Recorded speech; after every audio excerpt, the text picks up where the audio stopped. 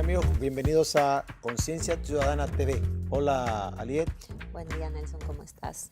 Bueno, un programa comenzando la mañana del sábado. Tenemos contenido interesante para los televidentes que esperan este programa como siempre. Tenemos, por ejemplo, a Marcelo Gallardo. Sí, especialista de protección de la niñez de UNICEF. Vamos a estar hablando con él sobre una campaña muy interesante que tiene UNICEF con la Procuraduría. Con la Procuraduría de la República. Recientemente Sí. fue lanzada para la protección de la niñez, de niños, niñas y adolescentes. Bueno, y también tenemos a nuestra activista ambientalista y colaboradora de este programa, Habitué, la señora Ginny Hensen.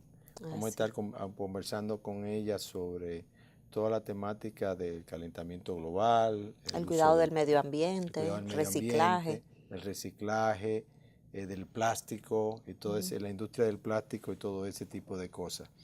Esta semana, Aliet, el presupuesto general de la Nación. Así es, fue aprobado por el Consejo de Ministros el presupuesto.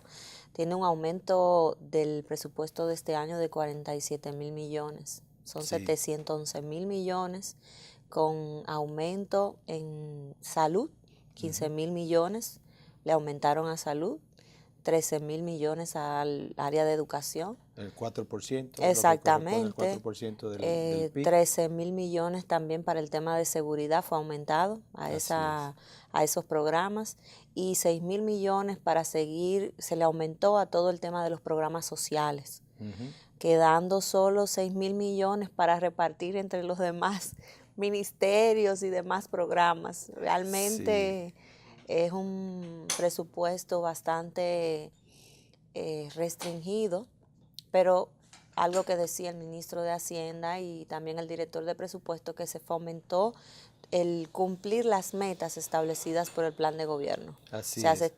se están priorizando cuáles son las metas, y también dio noticias halagadoras de que la economía se estima que cierre en un 6.3, y vamos a mantener el ranking de ser de las economías de la región que mejor han terminado. Sí. 47 puntos y algo la tasa que está calculado el presupuesto. Así es. Se establece también que se ha calculado un déficit de un 2.3%, equivalente a unos 2.700 millones que van a ser suplidos por bonos soberanos por ese monto. Otro dato importante es lo relativo a los sueldos.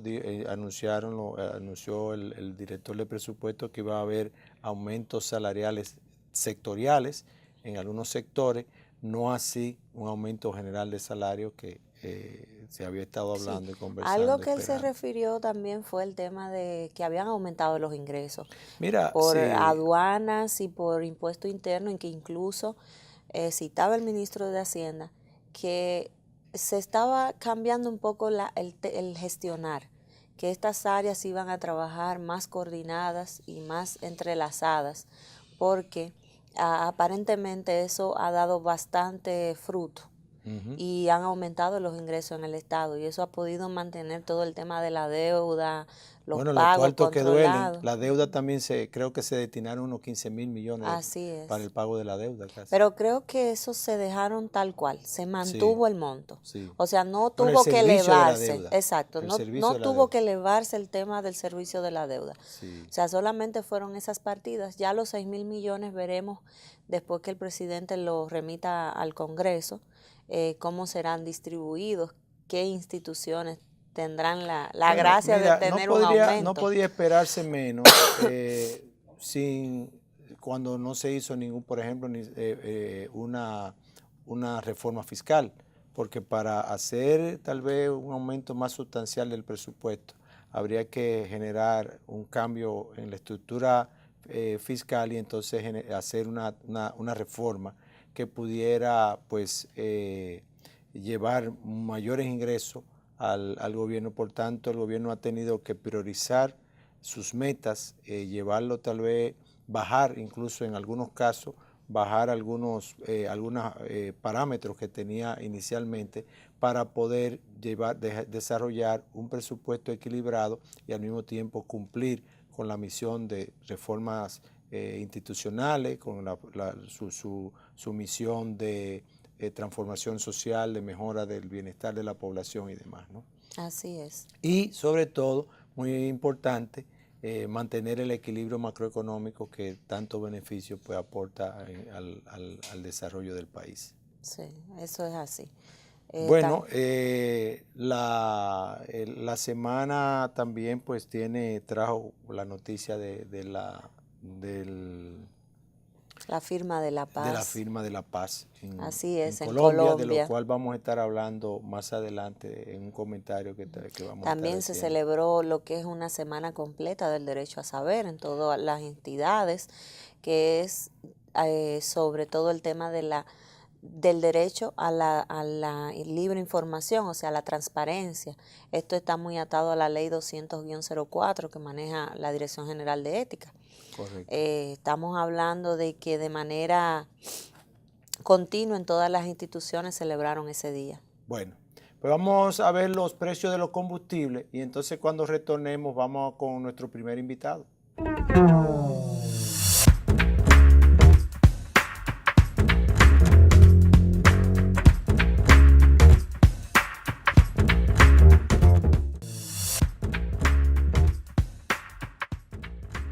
Saludos amigos, aquí están los precios de los combustibles.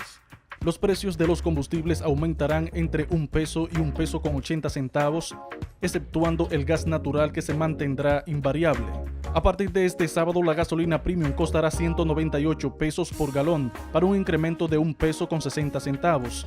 Y la regular se venderá a 182 pesos con 80 centavos para un incremento de 1 peso con 80 centavos, mientras el gasoil regular se despachará a 142 pesos con 30 centavos por galón, por lo que sube 1 peso con 30 centavos, y el óptimo costará 154 pesos con 90 centavos para un incremento de 1 peso con 40 centavos. En el caso del Abstur, el galón se venderá a 101 pesos con 80 centavos, aumentando 1 peso por galón, mientras que el querosén costará 125 pesos con 60 centavos para un alza de 1 peso, y el full oil se despachará a 82 pesos con 33 centavos para una variación de 1 peso con 20 centavos.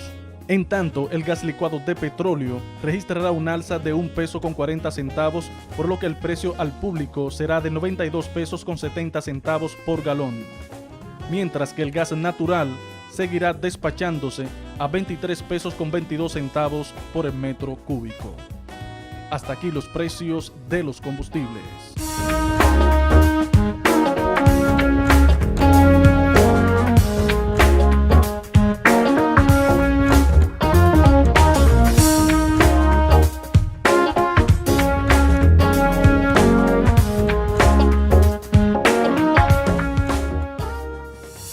Bien, aquí estamos de regreso y como les prometimos, nuestro invitado de UNICEF, el señor Eduardo Gallardo, con el cual vamos a estar conversando sobre la protección de la niñez y los adolescentes.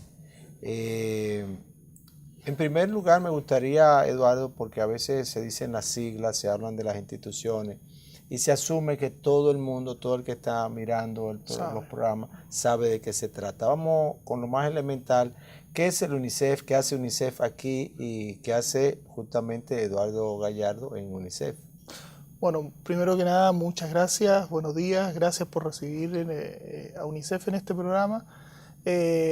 UNICEF es el Fondo de las Naciones Unidas para la Infancia, somos la agencia especializada de Naciones Unidas que trabaja para el cumplimiento de los derechos de los niños, niñas y adolescentes. Esto es hasta los 18 años de edad. En todo el mundo tenemos oficinas en alrededor de 130 países.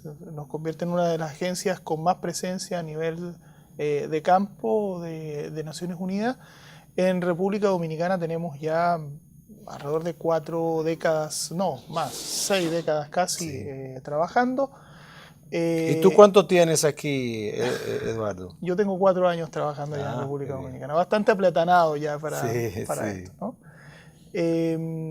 Y en el país básicamente apoyando al gobierno en primer lugar, al Estado dominicano y a sus instituciones para asegurar el derecho a la salud de los niños y niñas, el derecho a la educación de los niños y niñas, el derecho a estar protegidos contra toda forma de violencia y de discriminación,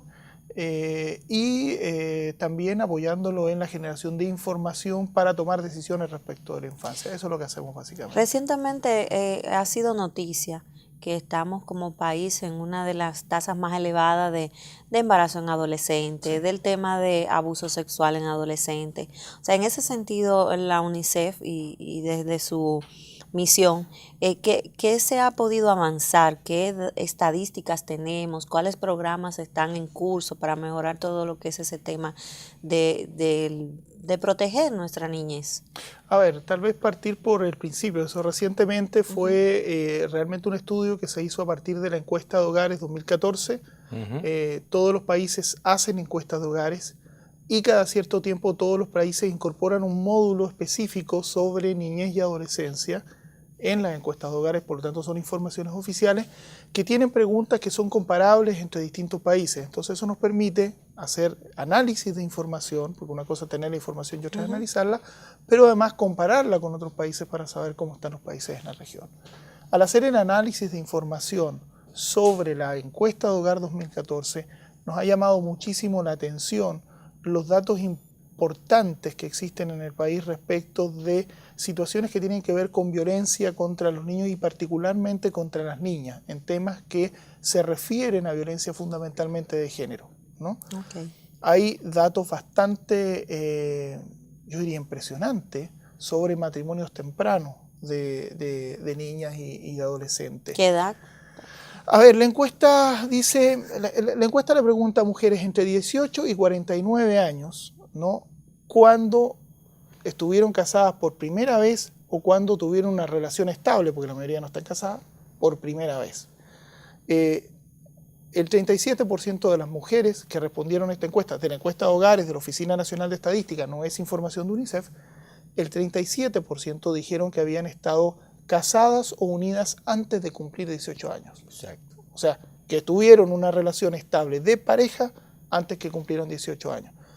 Cuando todavía más se saca y se saca en estas personas por quintil de ingreso, resulta que el 56% de las niñas el 20% más pobre del país ha estado casada o unida antes de cumplir los 18 años. Es una cantidad. O sea que es un fenómeno asociado totalmente a la pobreza extrema, ¿no? Que tiene consecuencias también en la pobreza extrema, porque estamos hablando de las mismas niñas que después tienen hijos tempranos, que no pueden inscribir a sus hijos, que sus hijos a su vez tienen otros hijos que tampoco pueden inscribirlos, y con eso perpetuamos. Se va generando ese mismo círculo. Es una cifra impresionante, pero más impresionante es cuando uno hace la misma pregunta para mujeres entre 15 y 49 años y pregunta quiénes estuvieron casadas unidas antes de cumplir 15 años. Resulta que el 10% de todas las mujeres que tienen entre 15 y 49 años estuvieron casadas unidas antes de los 15 años. Wow. Imaginemos las consecuencias que eso tiene para todas esas niñas, lo que hay detrás de eso, porque detrás de eso hay abuso, detrás de eso hay situaciones que incluso colindan con la explotación sexual, etcétera, etcétera. Cuando se pregunta también respecto de los hijos, de la diferencia entre edad entre la niña y su pareja, resulta que hay un porcentaje importante, alrededor del 50%, que tiene parejas que son 5 o más años mayores que ellos. Y hay un porcentaje, alrededor del 30%, que tiene más de 10 años. O sea, estamos hablando de niñas de 15 años que están unidas con adultos de 25, de 30, de 35, lo que el Código de la Niña define como un delito, ¿no? Sí. Exactamente. Las consecuencias de esto para el desarrollo del país son importantes. Si realmente queremos disminuir la pobreza en el país, este tipo de datos, este tipo de cifras tienen que reducirse, porque esto trae otras consecuencias. El 20%, yo estoy llenándolos de datos, porque es importante. Eso es lo que le interesa justamente a la el 20% de los partos en República Dominicana, o sea, el 20% de las mujeres en República Dominicana tiene hijos antes de cumplir 18 años. Eso es un promedio. Cuando uno ve los partos en hospitales públicos, tenemos un proyecto, y esta sí es información de UNICEF y la Junta Central Electoral. Cuando se revisa la edad de las mujeres que tienen hijos en los hospitales públicos en República Dominicana, es una cifra constante. El 28% de todos los partos en República Dominicana son de mujeres menores de 18 años. O sea, el 28% de los partos en hospitales públicos son de madres adolescentes, ¿no? Con todo lo que esto significa. ¿Por qué no podemos reducir los problemas que tenemos de registro de nacimiento? Pues porque muchas adolescentes no tienen cédula de identidad. Ellas mismas. Y como no tienen cédula de identidad, no pueden inscribir a sus hijos. Pero entonces también eso tiene impacto en el seguro familiar de salud, porque tampoco al no estar documentado no puede accesar al SENASA. Y entonces tampoco sus niños tienen protección de salud. O sea, esos son de los problemas. Lo mismo entonces, a esas son una de las causas tal vez más importantes de deserción escolar en niñas, ¿no? Que cuando salen embarazadas pues tienen que dejar la escuela.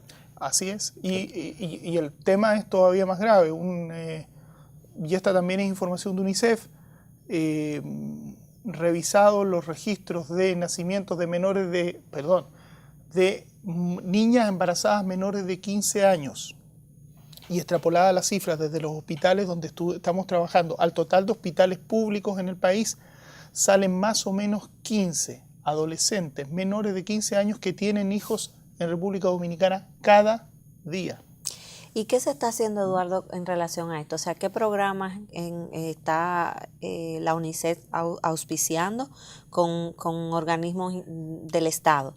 O sea, programas puntuales, ya sea de sensibilización, ya sea de identificar esas madres, darle un seguimiento, darle apoyo a que sí se documenten esos niños con la Junta. O sea, ¿qué tipo de programas ustedes tienen? A ver, son varias estrategias, ¿no? Yo creo que primero que nada hay que entender todo esto como un fenómeno de violencia sexual. Aunque no haya violencia física, una niña de 14 años que tiene un bebé, es un hecho violento, ¿no?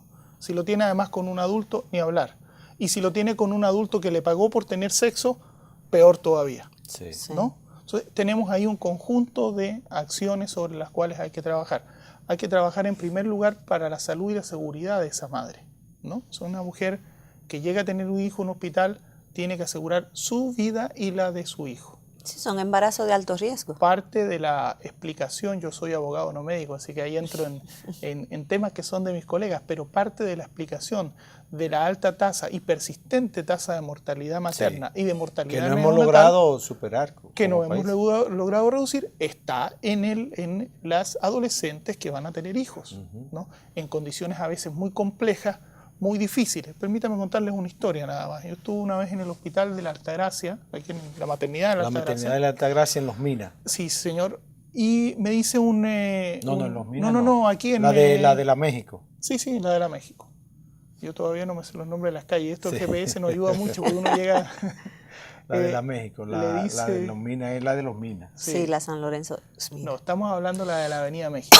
Me pregunto a una enfermera, bueno, ¿y esta niña por qué está aquí? Me dice, bueno, tuvo una infección, hubo que sacarle el útero, una infección después del parto. Sí, porque figúrate, esos embarazos sin ningún chequeo, primero no saben ni siquiera cuándo se embarazó, y segundo no hay un seguimiento de citas médicas que vayan... van a dar a luz. Y termina y se van a dar a luz. Ahí pero es más grave, porque quien lo produce, o sea, quién es la persona que digamos que es el sujeto y el objeto de nuestra preocupación, es un menor de edad. Esta enfermera me decía, la culpa es de ella porque no tomó los antibióticos. Yo decía, no, a ver, caramba, le estamos pidiendo a un adolescente de 15 años que tiene que hacerse cargo de un bebé, que no tiene perspectivas de vida, de futuro, que además se haga cargo de tomarse un antibiótico. Eso es lo que estamos haciendo. O sea, esos son los riesgos que tenemos. Lo de registro ni hablar. Estamos trabajando con la Junta justamente en eso. Hace 4 años atrás empezamos la primera pregunta que nos hicimos fue, junto con la Junta permanentemente apoyamos sus campañas de registro tardío. Entonces en algún momento nos dijimos, pero bueno, hay que dejar de inscribir niños tardíos. ¿Por qué estamos inscribiendo niños tardíos si República Dominicana tiene todos los partos en hospitales y tiene oficinas de registro dentro de los hospitales, ¿no? Entonces empezamos a trabajar, descubrimos primero que había un muy bajo porcentaje de inscripción dentro del hospital, el niño tiene que inscribirse antes de salir del hospital, si hay oficina de registro no debería haber ninguna excusa para esto.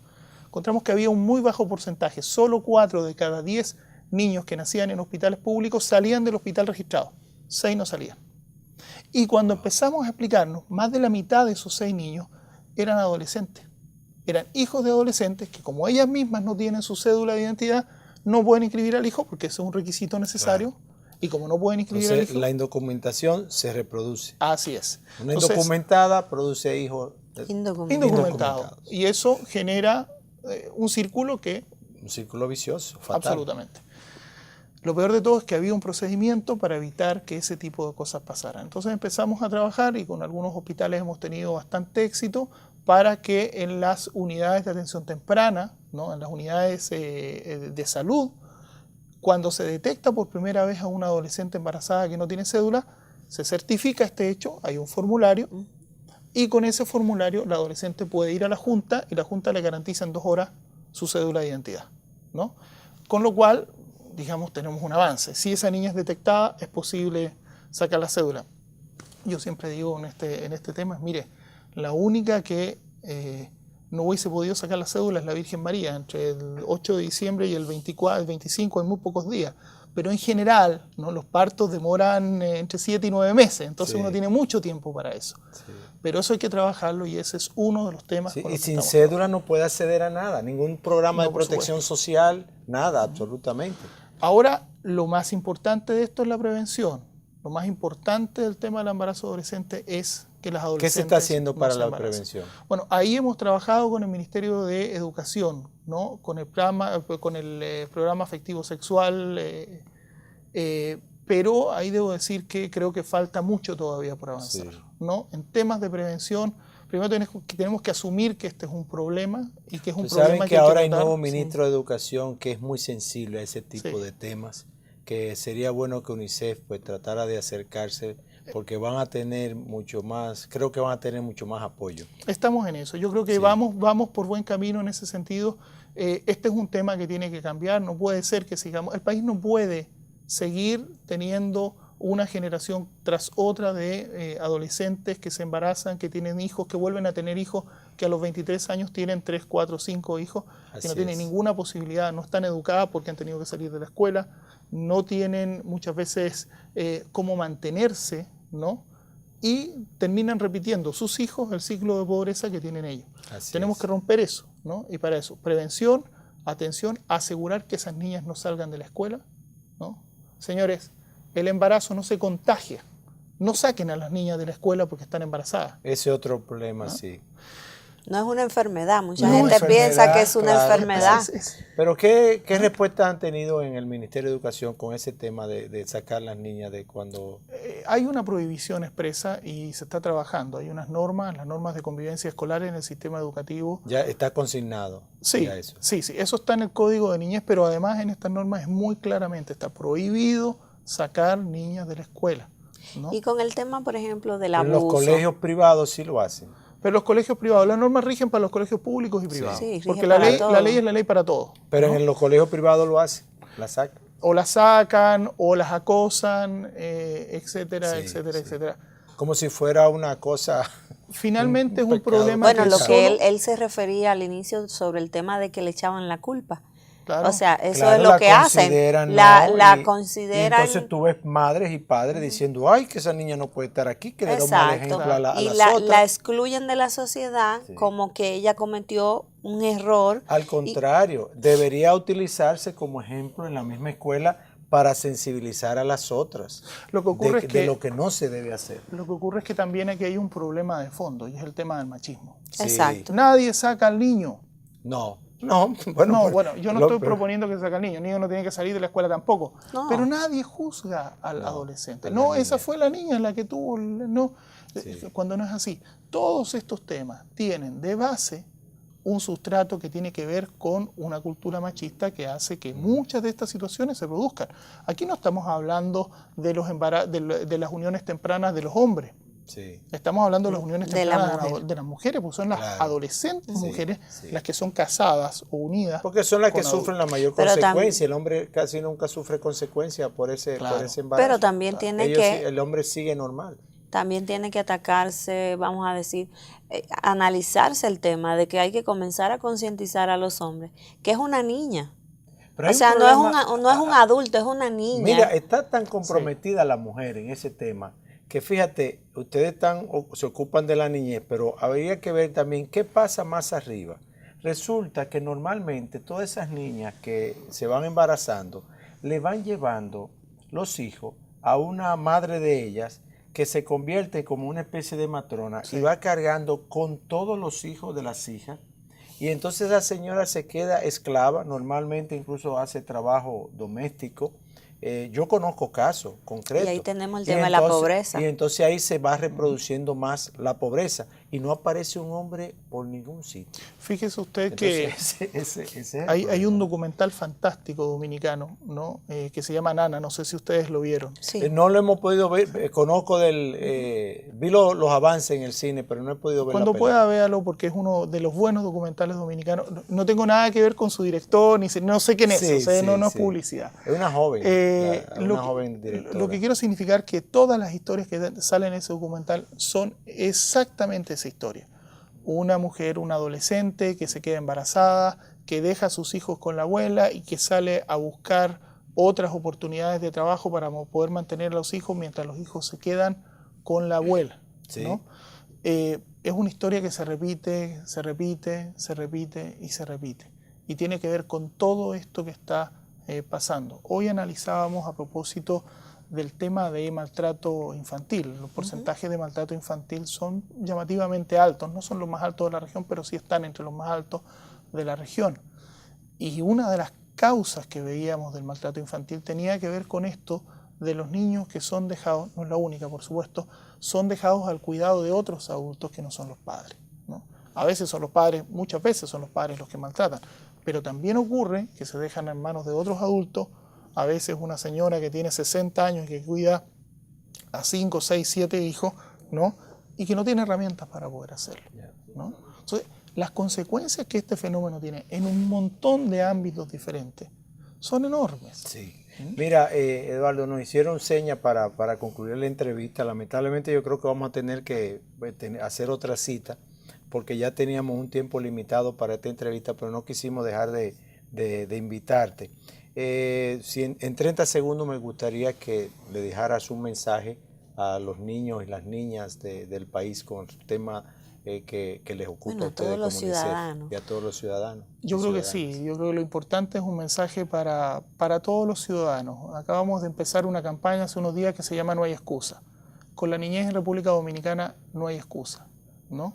O sea, tenemos que pensar en cómo se construye el país ahora y de aquí en adelante. No hay excusa, no puede ser que sigamos con niñas de 15, de 12 o de 13 años que dan a luz en los hospitales públicos, o que se mueren porque están dando a luz, o que sobreviven pero sus hijos no tienen registro porque no hay forma de registrarlo. No hay excusa, ¿no? Tenemos que atacar ese mal, ¿no? Muchas gracias. Muchas gracias, Eduardo. A ustedes. Y esperamos tenerte pronto por aquí.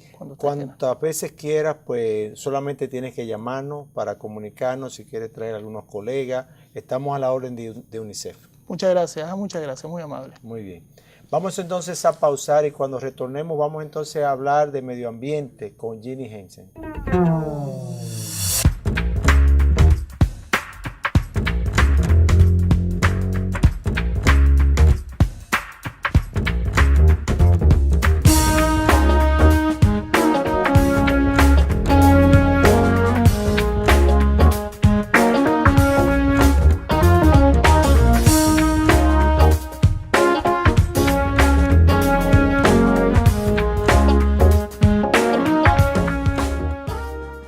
Bien, estamos aquí con Ginny Hansen, ambientalista, militante, colaboradora de este programa y a la cual le agradecemos siempre que está presta a estar con nosotros y también a servirnos en aspectos que a veces ustedes no lo ven aquí frente a las cámaras, pero ella nos suministra material y bueno, pues nos está colaborando bastante. En un tema que para nosotros como Conciencia Ciudadana es un tema de capital importancia, porque es un tema humano de alto, vamos a decir, de alto nivel y de alto impacto a la ciudadanía en el bienestar de la ciudadanía y del país. Doña Ginny, bienvenida a nuestro programa. Bien, gracias por tenernos aquí y por darle atención a eso que no es un trabajo para nosotros, sino nuestra pasión. ¿Cómo estuvo la bienvenida, Ginny. ¿Cómo estuvo la limpieza de las playas el sábado pasado? Cuando yo veo que masivamente la gente va a colaborar, porque ese es el llamado, claro, que cuando veamos basura no reaccionemos diciendo yo no fui que tiré eso. Sí. Mientras hay basura es responsabilidad de todos. Sí. Y estábamos en el Fuerte San Gil, el ministro de Medio Ambiente, Domínguez Brito, nos acompañó. Y el año pasado éramos como 1.500 personas que estábamos ahí, que coordinamos nosotros. Y este año sobrepasamos 2.000 personas. Sí. Wow. Entonces, es un placer ver cómo el sector público, privado, la sociedad civil se integra y voluntariamente, porque algunos serán llamados por su función y sus jefes, pero uno percibe ese deseo de colaborar, ese deseo de ser parte del cambio. Y vemos jóvenes, o sea, familias, vemos personas que dicen, mira, avísame otra vez cuando haya algo, porque es que nacemos para servir. Y cuando vemos de repente que un problema que lo veíamos ajeno, vemos que en realidad tenemos un llamado a participar de ello. Entonces pasan magias. Por ejemplo, aprovechamos ese escenario para acercarnos al director de la CAS, el arquitecto Montaz, y le decíamos, mire, tenemos que trabajar con los problemas que el jardín botánico tiene una cañada. Pues inmediatamente, hoy estábamos juntos, recorriendo todo el jardín botánico, hablando, viendo la planta de tratamiento, viendo que comunidades sin ningún tipo de supervisión se ha ido sumando a vertir en la cañada del botánico. Sí. Wow. Y entonces el ciudadano, y ese es nuestro llamado, se debe empoderar. Inmediatamente ve algo, hay que una cañada o mucha basura, tenemos que accionar, no nos podemos quedar sin reaccionar como por apatía o por desconocimiento. Tiene que haber una participación militante.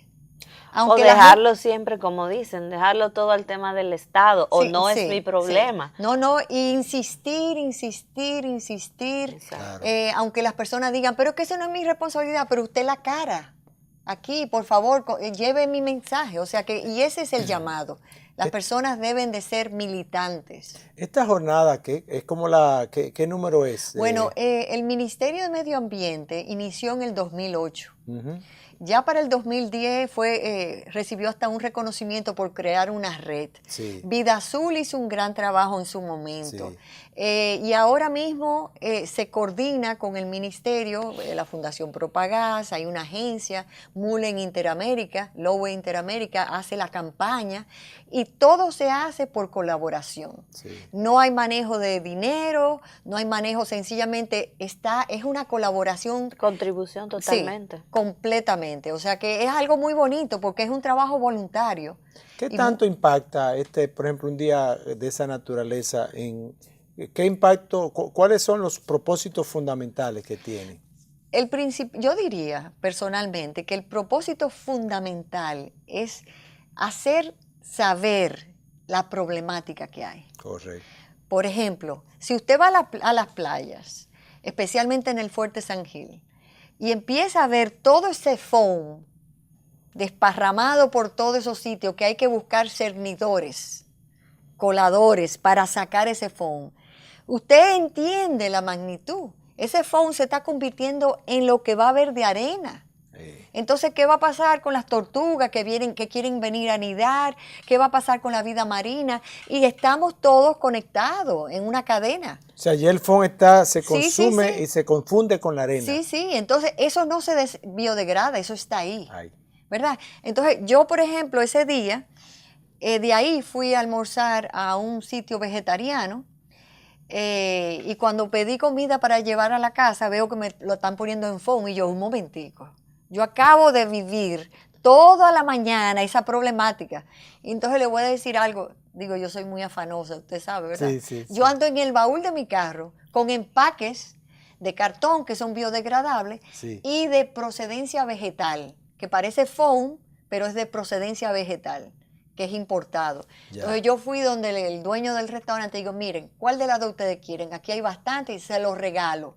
Y cuando ustedes quieran vender algo, porque generalmente los restaurantes vegetarianos ya tienen un nivel de conciencia superior, ¿verdad? Claro. Entonces le dije, y si ustedes quieren, denle la opción a la gente que tal vez por 30 pesos más usted le pone esto, que y de una vez, ay, sí. Como los supermercados, con el tema de las bolsas. Campaña, es una bonita campaña. Sí. Y yo sé que, por ejemplo, en contrataciones públicas están queriendo promocionar lo que son eventos verdes, y lo que eso permite es que haya la demanda.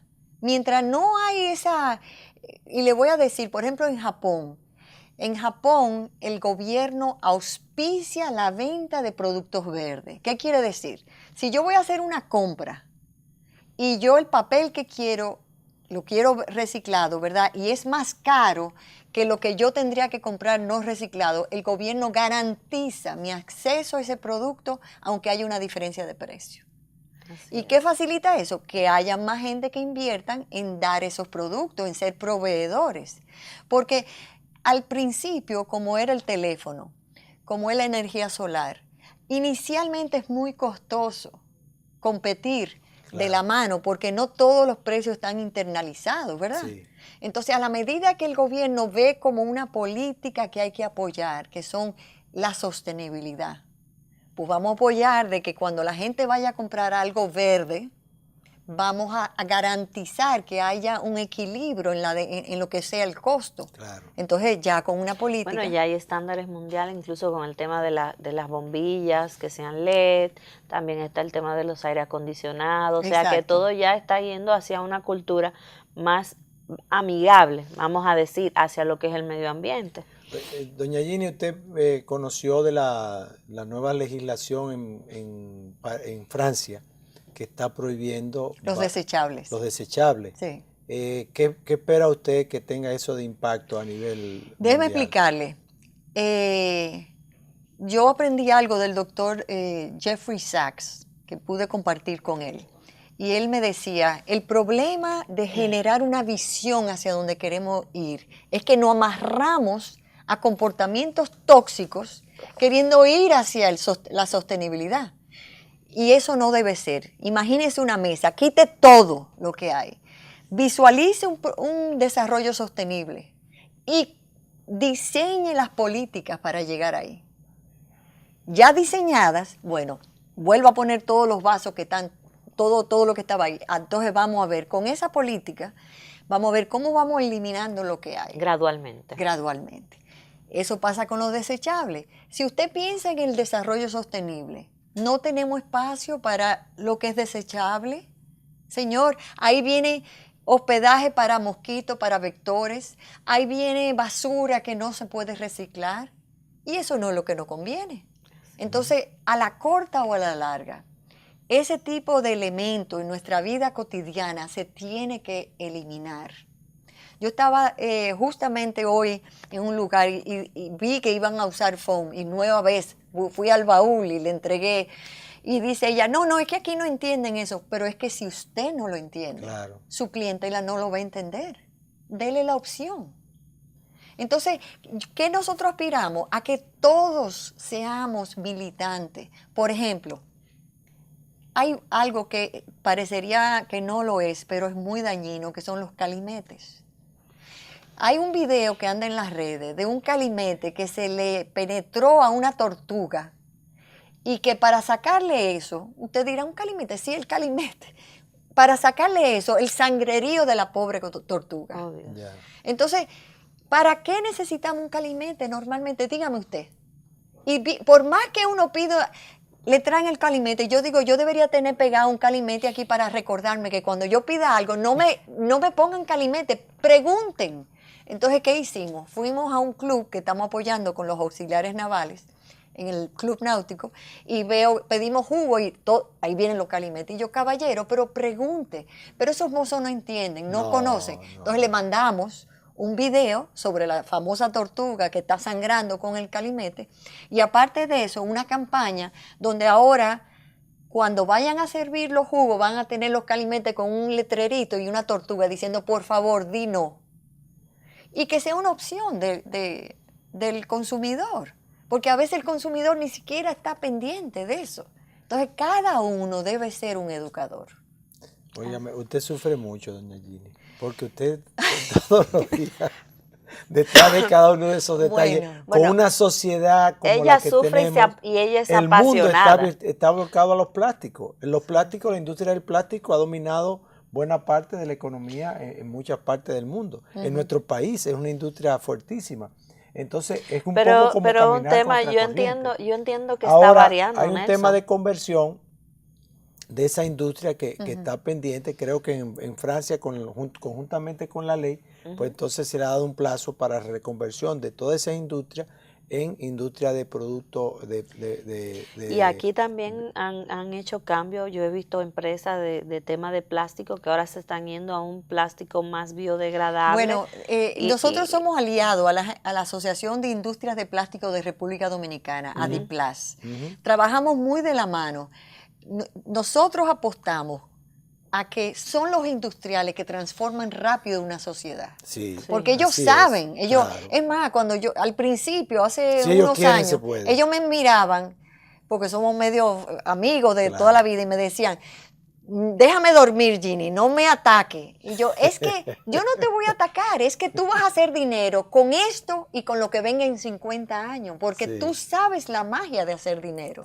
Yo lo que quiero es empujarte a otro juego, pero ahí tú vas a hacer dinero igual. Porque el que sabe hacer dinero lo va a hacer de todas maneras.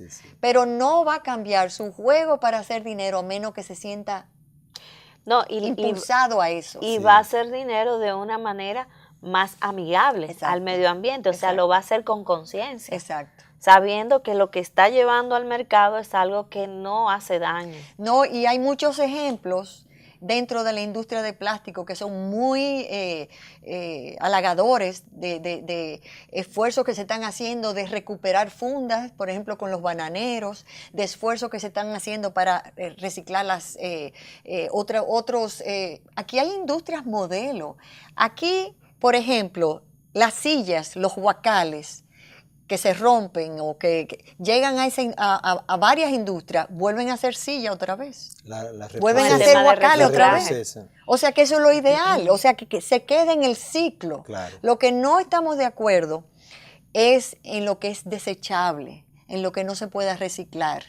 Y obviamente es un proceso largo, pero vuelvo y les digo, porque esos industriales son importantes en este país, ellos van a seguir haciendo dinero. Cuando venga lo reciclable, venga lo biodegradable de origen de plantas, ellos van a hacer lo que lo van a hacer. Hay preocupación, por ejemplo, con la industria de los smartphones, celulares, todo ese tipo de cosas. Con el tema de las baterías. Las baterías. No, en realidad no. Miren, por ejemplo,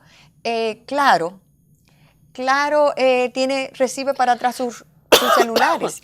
Y aquí en el país hay una industria que recicla todos los celulares y no queda ni siquiera un tornillito.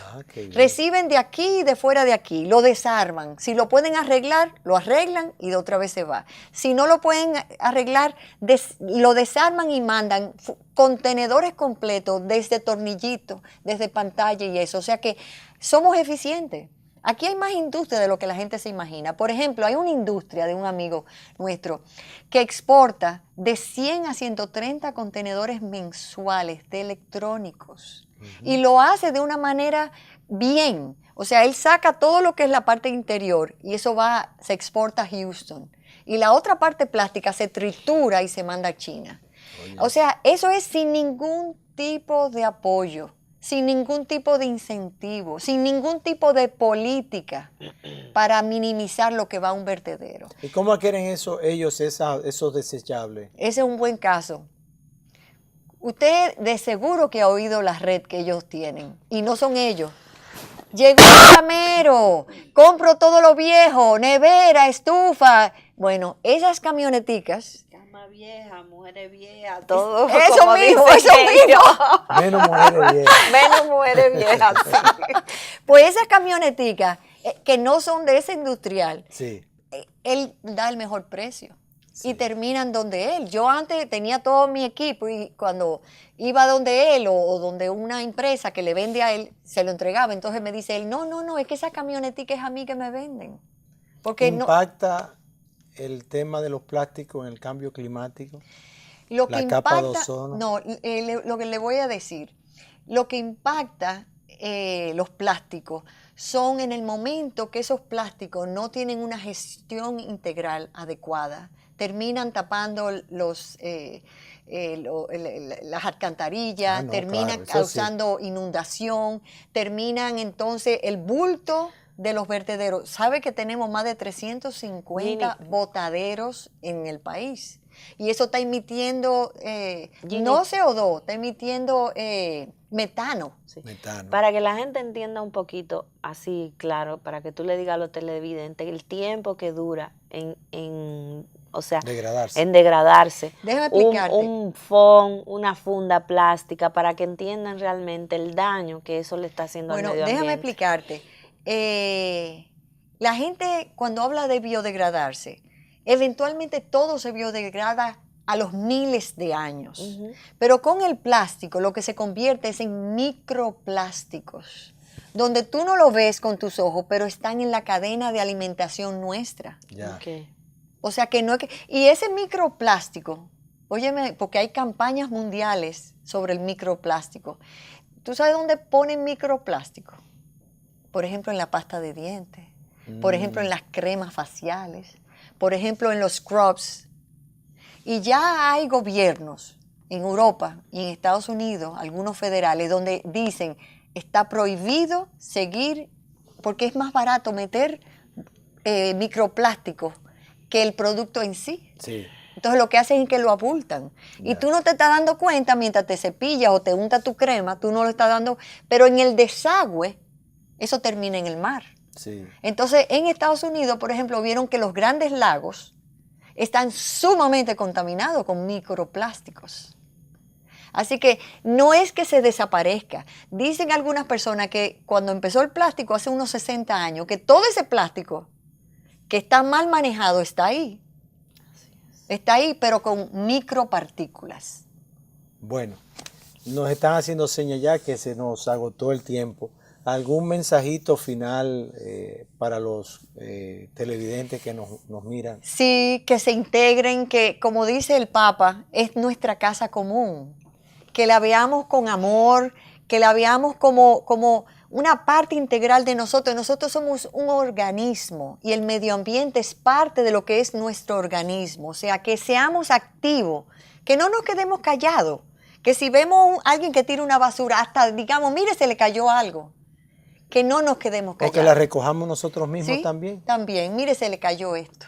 Claro. Bueno, pues muchas gracias, doña Ginny, por su colaboración. Muchas gracias por tenerme aquí. Gracias. Bien, vamos a una pausa y retornamos.